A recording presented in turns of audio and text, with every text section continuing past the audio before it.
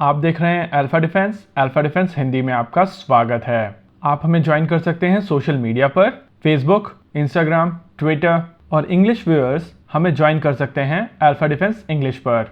आइए शुरू करते हैं आज का वीडियो।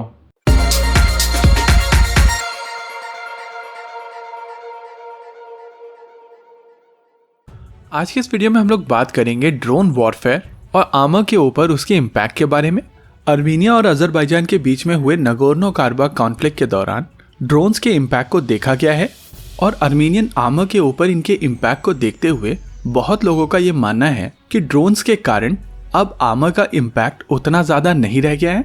अर्मीनिया और अजरबैजान के बीच में हुए नगोर्नो काराबाख कॉन्फ्लिक्ट के दौरान अर्मीनियन आर्मर के ऊपर अजरबैजान के टर्किश और इजरायली ओरिजिन के ड्रोन्स ने इतना ज़्यादा इम्पैक्टफुल अटैक किया था कि जिसके बाद इस पूरे कॉन्फ्लिक्ट का रुख ही बदल गया था। अर्मीनिया के जो एयर डिफेंस सिस्टम्स थे वो कुछ हद तक भारत की तरह थे और इसी वजह से काफी लोगों का मानना है कि अगर पाकिस्तान टर्किश ड्रोन्स खरीदता है तो उसका इम्पैक्ट भारतीय आर्मर के ऊपर बहुत ज्यादा पड़ेगा, क्योंकि भारत भी अर्मीनिया की तरह T-90 टैंक्स ऑपरेट करता है। इसके बारे में डिटेल में बात करने से पहले आइए समझ लेते हैं कि भारतीय आर्मर किस तरीके से ऑपरेट करता है। इस समय भारतीय थल सेना का मेन स्टे T-90 भीष्म है, लेकिन किसी भी आर्मर फॉर्मेशन में T-90 भीष्म अकेले नहीं जाता है। उसके साथ में होते हैं इन्फेंट्री फाइटिंग व्हीकल BMP-2 और इनके अलावा इस आर्मर्ड फॉर्मेशन में सेल्फ प्रोपेल्ड चेसी के ऊपर एयर डिफेंस सिस्टम्स होते हैं।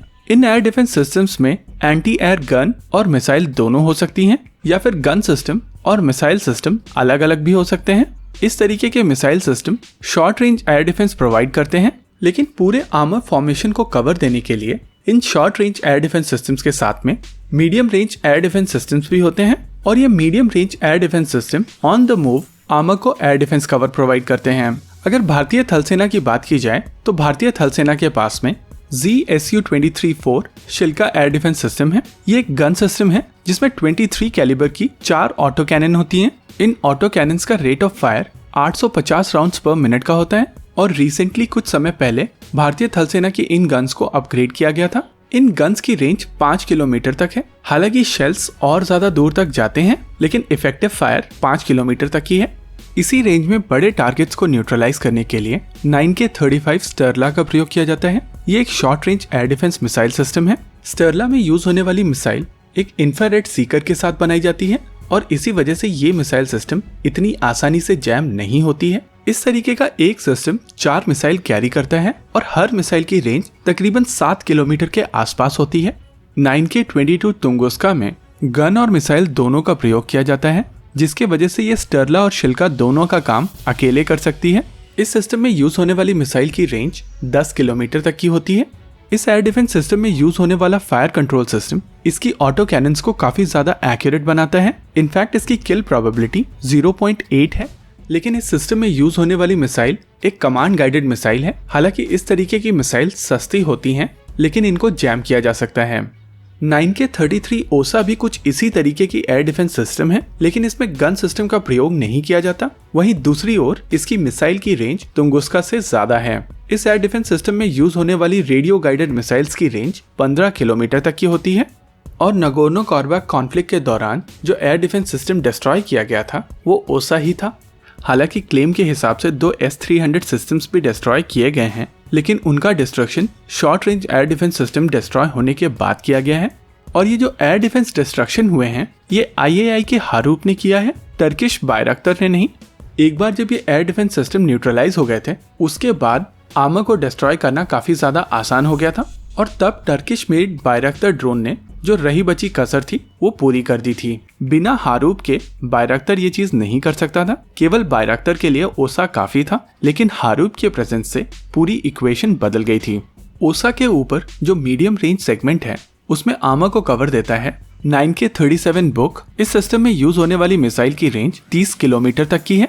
इसमें यूज होने वाली मिसाइल एक एक्टिव रेडार सीकर का प्रयोग करती है और इस सिस्टम के कारण medium altitude long endurance drones stand of range से आर्मर के ऊपर अटैक नहीं कर सकते। कुछ इसी तरीके का काम S-125 नेवा और पेचोरा भी करते हैं। हालांकि ये मिसाइल्स एक भारी वॉरहेड कैरी करते हैं और इसी वजह से ये बड़े एयरक्राफ्ट्स को आसानी से न्यूट्रलाइज कर सकते हैं। और इसी वजह से ये सिस्टम्स आर्मर का इंटीग्रल पार्ट नहीं है। हालांकि जरूरत के हिसाब से इस तरीके के सिस्टम्स की सर्विसेज स्पेसिफिक मिशंस में यूज की जा सकती है। आइए अब देखते हैं कि एक टिपिकल आर्मर फॉर्मेशन किस तरीके से आगे बढ़ता है। आर्मर में आगे की ओर मेन बैटल टैंक्स होते हैं और उनके साथ में होते हैं इन्फेंट्री फाइटिंग व्हीकल्स। इनके साथ में short range air defence systems भी चलते हैं और अगर कोई ड्रोन स्टैंड ऑफ रेंज से इस तरीके के सिस्टम्स के ऊपर नजर रख रहा है और समझ में आता है कि ये सिस्टम हॉस्टाइल है, तो मीडियम रेंज सिस्टम इस तरीके के ड्रोन्स को आसानी से न्यूट्रलाइज कर सकते हैं।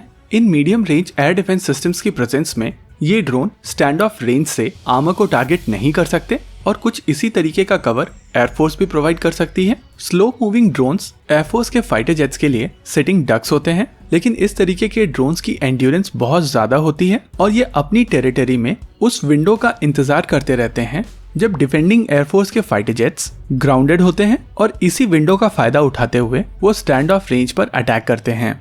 इसी वजह से इस तरीके के ड्रोन्स के खिलाफ medium range air defence system air force की तुलना में ज्यादा इफेक्टिव होते हैं। लेकिन चीजें बदल जाती हैं अगर हारूप जैसा anti radiation stealth loitering munition दुश्मन के पास हो। नगोर्नो काराबाख कॉन्फ्लिक्ट के दौरान जो जीत का सेहरा है वो बायरक्तर के ऊपर बांधा गया है, लेकिन इसका एक्चुअल हीरो हारूप था।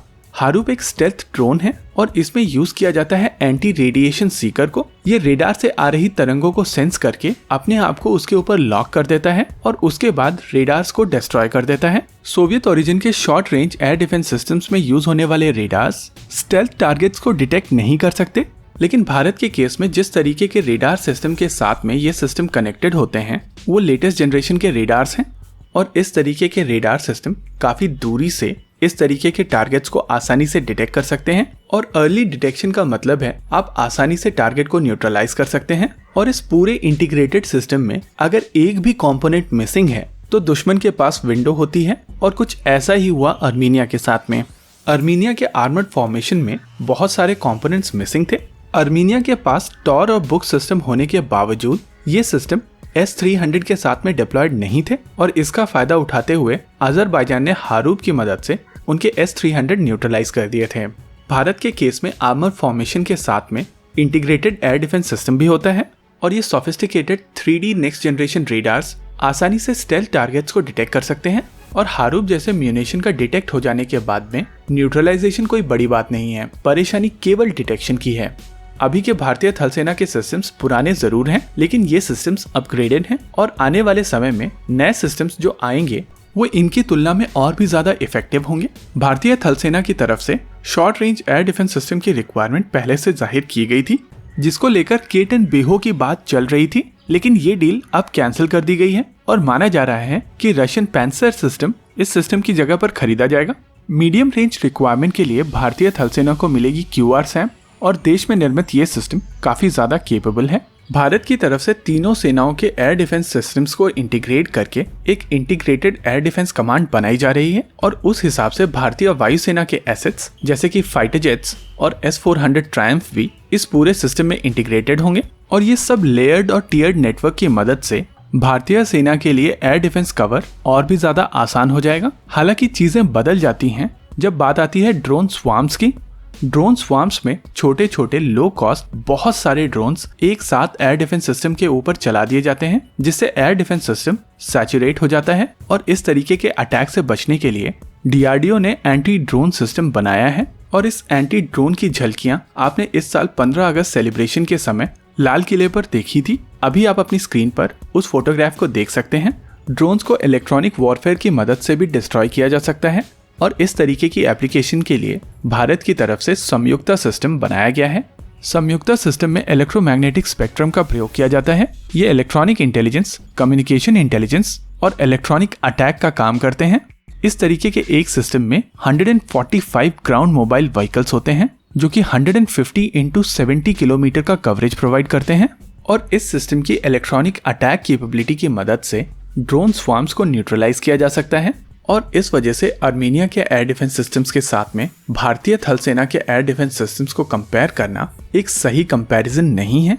और अगर वर्डिक्ट की बात की जाए तो ये कहा जा सकता है कि भारतीय थल सेना के एयर डिफेंस सिस्टम्स में अभी काफी विंटेज सिस्टम्स हैं और आने वाले समय में इस तरीके के सिस्टम्स को जल्द से जल्द रिप्लेस किया जाना चाहिए, लेकिन अभी की रिक्वायरमेंट के लिए ये सिस्टम काफी केपेबल सिस्टम्स हैं। और जरूरत पड़ने पर ये सिस्टम्स भारतीय थल सेना के आर्मर को आसानी से प्रोटेक्ट कर सकते हैं। इस वीडियो में रखते हैं केवल इतना ही। आपको क्या लगता है बताइए हमें कमेंट सेक्शन में। आगे आप कौन सा वीडियो देखना चाहते हैं बताइए हमें कमेंट सेक्शन में। वीडियो को अंत तक देखने के लिए धन्यवाद। अगर आपको वीडियो पसंद आया हो तो आप इसे अपने दोस्तों के साथ जरूर शेयर करें, और अगर नहीं पसंद आया तो बताइए हमें कमेंट सेक्शन में आखिर क्यों।